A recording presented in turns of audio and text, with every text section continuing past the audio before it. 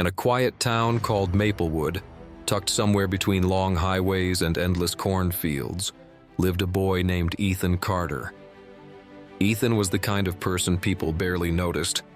At school, he sat in the third row from the back, not too close to be called on, not too far to stand out. When teachers asked questions, louder voices filled the room before Ethan even had a chance to think. When group projects were assigned, he was always the last to be picked, like a background character in someone else's story. At lunch, he sat at the edge of a crowded table, not alone, but not really included either. Conversations flowed around him like a river, and he was just a stone in the middle, silent and unmoving. It wasn't that Ethan didn't have thoughts. He had plenty. He just didn't believe anyone wanted to hear them. At home, things were no different.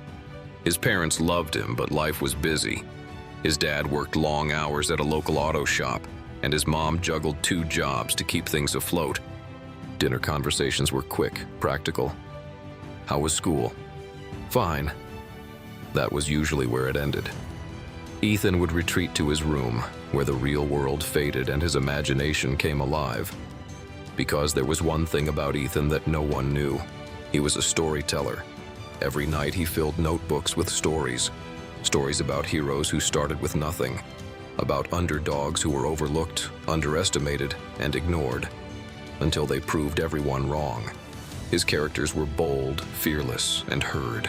Everything he wished he could be. But those stories never left his room. He never showed them to anyone.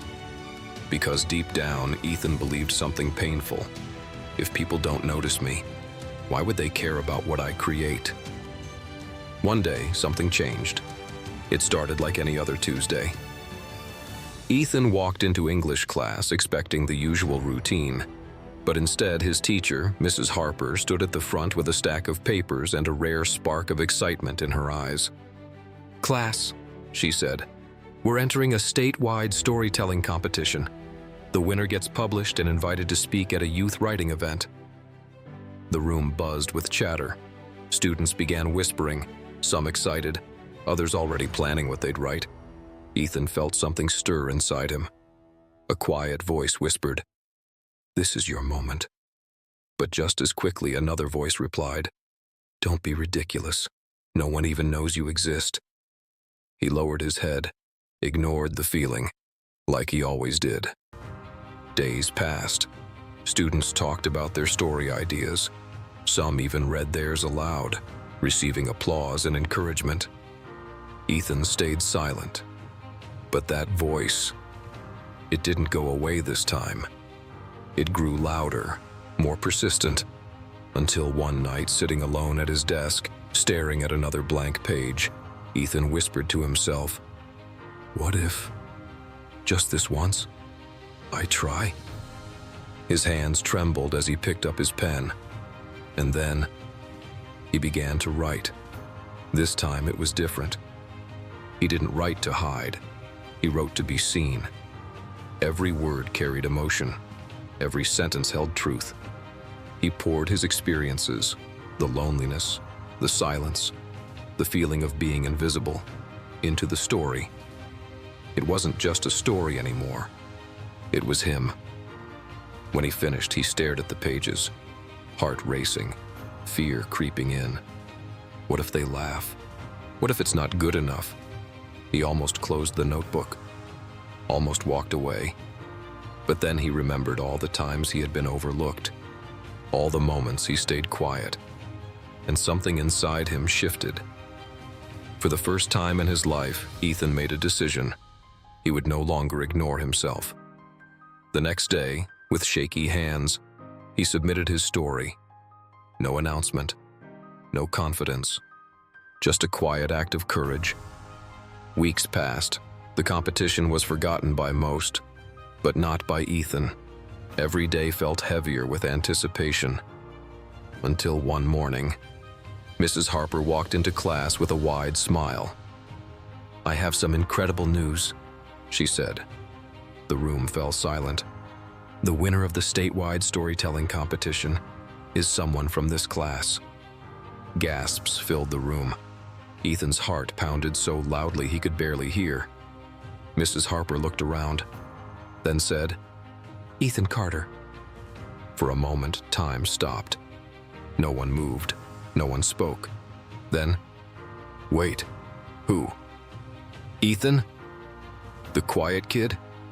Whispers spread like wildfire. Ethan slowly stood up, his legs unsteady.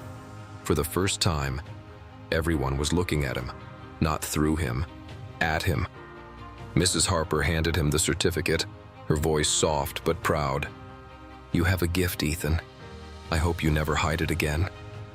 The class erupted into applause. The same people who had never noticed him were now cheering. But something had changed. Ethan didn't feel nervous. He didn't feel invisible. He felt seen. Later that week, Ethan stood on a stage at the youth writing event. Hundreds of people sat before him, waiting, listening. He took a deep breath, then began. This is a story about a boy who thought he didn't matter, until he realized something important. His voice grew stronger with every word, because now he understood. It wasn't about waiting for others to notice you. It was about choosing to show up. From that day on, Ethan was no longer invisible. Not because people suddenly changed, but because he did. He started raising his hand in class, sharing his ideas, speaking his truth, and people listened, because confidence is contagious and courage is unforgettable. Moral of the story: no one is truly invisible unless they choose to hide. The world may overlook you, ignore you, or underestimate you, but the moment you decide to show your value, everything changes. Never overlook yourself, because the world is waiting for you to be seen.